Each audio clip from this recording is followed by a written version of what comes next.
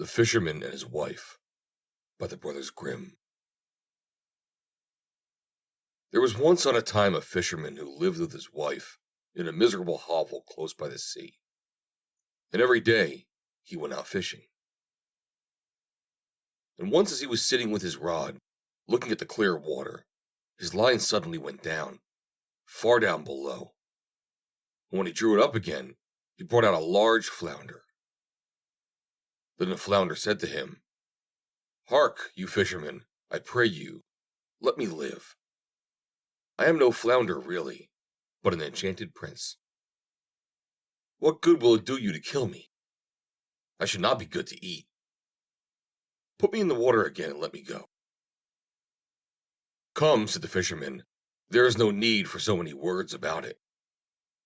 A fish that could talk, I should certainly let go anyhow." With that he put him back into the clear water, and the flounder went to the bottom, leaving a long streak of blood behind him. Then the fisherman got up and went home to his wife in the hovel. "Husband," said the woman, "have you caught nothing today?" "No," said the man. "I did catch a flounder, who said he was an enchanted prince, so I let him go again." "Did you not wish for anything first?" said the woman. "No," said the man. "What should I wish for?" "Ah," said the woman, "it is surely hard to have to live always in this dirty hovel. You might have wished for a small cottage for us. Go back and call him. Tell him you want to live in a small cottage. He will certainly give us that." "Ah," said the man, "why should I go there again?" "Why," said the woman, "you did catch him. You let him go again. He is sure to do it. Go at once." The man still did not quite like to go, but did not like to oppose his wife, and went to the sea. When he got there, the sea was all green and yellow, and no longer so smooth. So he stood still and said, "Flounder, flounder in the sea, come, I pray thee, here to me.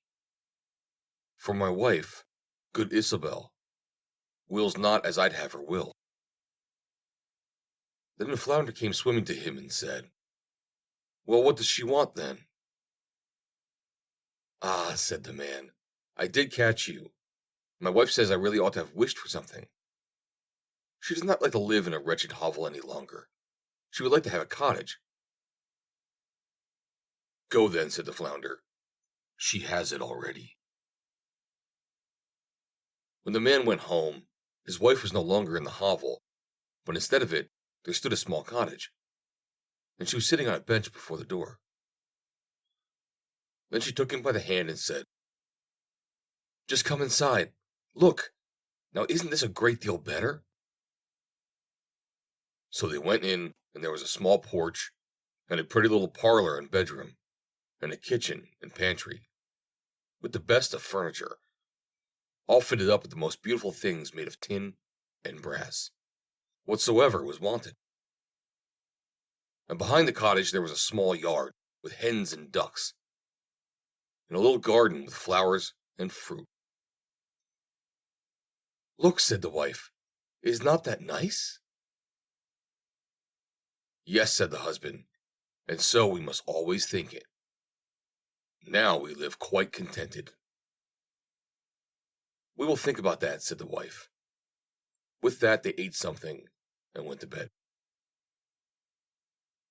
Everything went well for a week or a fortnight, and then the woman said, "Hark you, husband, this cottage is far too small for us, and the garden and yard are little.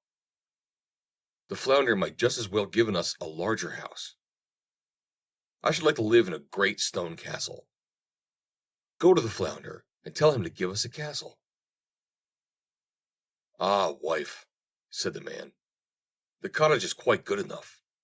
Why should we live in a castle?" "What?" said the woman. "Just go there. The flounder can always do that." "No, wife," said the man. "The flounder has just given us the cottage. I do not like to go back so soon. It might make him angry." Go, said the woman. He can do it quite easily, and will be glad to do it. Just you go to him. The man's heart grew heavy, and he would not go. He said to himself, "It is not right," and yet he went. When he came to the sea, the water was quite purple and dark blue, and gray and thick, and no longer so green and yellow. But it was still quiet. And he stood there and said, "Flounder, flounder in the sea, come, I pray thee, here to me. For my wife, good Ilsebil, wills not as I'd have her will." "Well, what does she want then?" said the flounder. "Alas," said the man, half scared, "she wants to live in a great stone castle." "Go to it, then. She is standing before the door," said the flounder. Then the man went away, intending to go home. But when he got there, he found a great stone palace, and his wife was just standing on the steps going in. And she took him by the hand and said, "Come in." So he went in with her, and in the castle was a great hall paved with marble, and many servants, who flung wide the doors. And the walls were all bright with beautiful hangings, and in the rooms were chairs and tables of pure gold, and crystal chandeliers hung from the ceiling. And all the rooms and bedrooms had carpets, and food and wine of the very best were standing on all the tables, so that they nearly broke down beneath it. Behind the house, too, there was a great courtyard, with stables for horses and cows, and the very best of carriages. There was a magnificent large garden, too, with the most beautiful flowers and fruit trees, and a park quite half a mile long, in which were stags, deer, and hares, and everything that could be desired. "Come," said the woman, "isn't that beautiful?" "Yes, indeed," said the man. "Now let it be, and we will live in this beautiful castle and be content." "We will consider about that," said the woman, "and sleep upon it." Thereupon they went to bed. Next morning the wife awoke first, and it was just daybreak, and from her bed she saw the beautiful country lying before her. Her husband was still stretching himself, so she poked him in the side with her elbow and said, "Get up, husband, and just peep out the window. Look you, couldn't we be the king over all that land? Go to the flounder, we will be king." "Ah, wife," said the man, "why should we be king? I do not want to be king." "Well," said the wife, "if you won't be king, I will. Go to the flounder, for I will be king." "Ah, wife," said the man, "why do you want to be king?" I do not like to say that to him. "Why not?" said the woman. "Go to him this instant. I must be king." So the man went, and was quite unhappy because his wife wished to be king. "It is not right, it is not right," thought he. He did not wish to go, but yet he went. When he came to the sea, it was quite dark gray, and the water heaved up from below and smelled putrid. Then he went and stood by it and said, "Flounder, flounder in the sea, come, I pray thee, here to me. For my wife, good Ilsebil, wills not as I'd have her will." "Well, what does she want then?" said the flounder. "Alas," said the man, "she wants to be king." "Go to her, she is king already." So the man went. When he came to the palace, the castle had become much larger, and had a great tower and magnificent ornaments, and the sentinel was standing before the door, and there were a number of soldiers with kettle drums and trumpets. When he went inside the house, everything was of real marble and gold, with velvet covers and great golden tassels. Then the doors of the hall were opened, and there was the court in all its splendor. And his wife was sitting on a high throne of gold and diamonds, with a great crown of gold on her head, and a scepter of pure gold and jewels in her hand.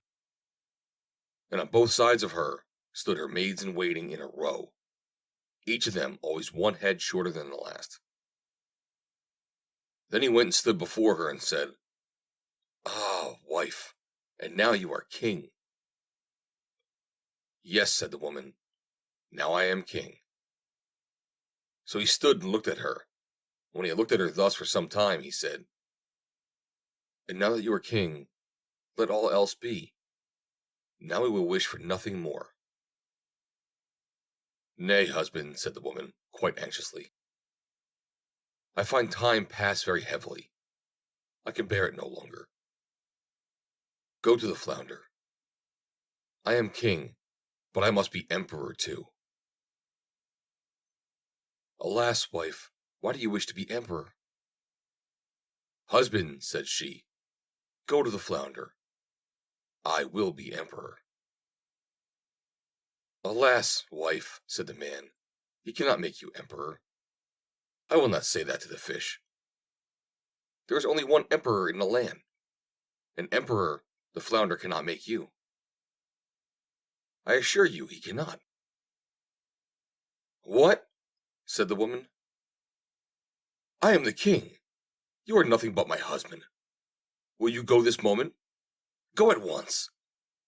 If he can make a king, he can make an emperor. I will be emperor. Go instantly." So he was forced to go. As the man went, however, he was troubled in mind, and thought to himself, "It will not end well. It will not end well. Emperor is too shameless. The flounder will at last be tired out." With that he reached the sea, and the sea was quite black and thick, and began to boil up from below, so that it threw up bubbles, and such a sharp wind blew over it that it curdled, and the man was afraid. Then he went and stood by it, and said, "Flounder, flounder in the sea, come, I pray thee, here to me. For my wife, good Ilsebil, wills not as I'd have her will." "Well, what does she want then?" said the flounder. "Alas, flounder," said he, "my wife wants to be emperor." "Go to her," said the flounder. "She is emperor already." So the man went, and when he got there, the whole palace was made of polished marble, with alabaster figures and golden ornaments. And soldiers were marching before the door, blowing trumpets, and beating cymbals and drums. And in the house, barons and counts and dukes were going about as servants. Then they opened the doors to him, which were of pure gold. And when he entered, there sat his wife on a throne, which was made of one piece of gold, and was quite 2 miles high. And she wore a great golden crown that was 3 yards high, and set with diamonds and carbuncles. And in one hand she had a scepter, and in the other the imperial orb. And on both sides of her stood the yeomen of the guard in 2 rows, each being smaller than the one before him, from the biggest giant who was 2 miles high, to the very smallest dwarf, just as big as my little finger. And before it stood a number of princes and dukes. Then the man went and stood among them, and said, "Wife, are you emperor now?" "Yes," said she, "now I am emperor." Then he stood and looked at her well, and when he had looked at her thus for some time, he said, "Ah, wife, be content now that you are emperor." "Husband," said she, "why are you standing there? Now, I am emperor, but I will be pope too. Go to the flounder." Alas, wife, said the man, what will you not wish for?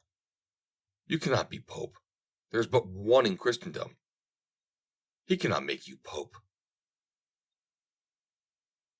Husband, said she, I will be pope. Go immediately. I must be pope this very day. No, wife, said the man. I do not like to say that to him. That would not do. It is too much. The flounder can't make you pope. Husband, said she, what nonsense! If he can make an emperor, he can make a pope. Go to him directly. I am emperor, and you are nothing but my husband. Will you go at once? Then he was afraid and went, but he was quite faint, and shivered and shook, and his knees and legs trembled. And a high wind blew over the land, and the clouds flew, and toward evening all grew dark. And the leaves fell from the trees, and the water rose and roared as if it were boiling, and splashed upon the shore. And in the distance he saw ships which were firing guns in their sword need, pitching and tossing on the waves. And yet in the midst of the sky there was still a small bit of blue, though on every side it was as red as in a heavy storm. So, full of despair, he went and stood in much fear and said, Flounder, flounder in the sea, come, I pray thee, here to me. For my wife, good Ilsebil, wills not as I'd have her will. Well, what does she want then? Said the flounder. Alas, said the man, she wants to be pope. Go to her then, said the flounder. She is pope already. So he went, and when he got there, he saw what seemed to be a large church surrounded by palaces. He pushed his way through the crowd. Inside, however, everything was lighted up with thousands and thousands of candles, and his wife was clad in gold, and she was sitting on a much higher throne, and had 3 great golden crowns on.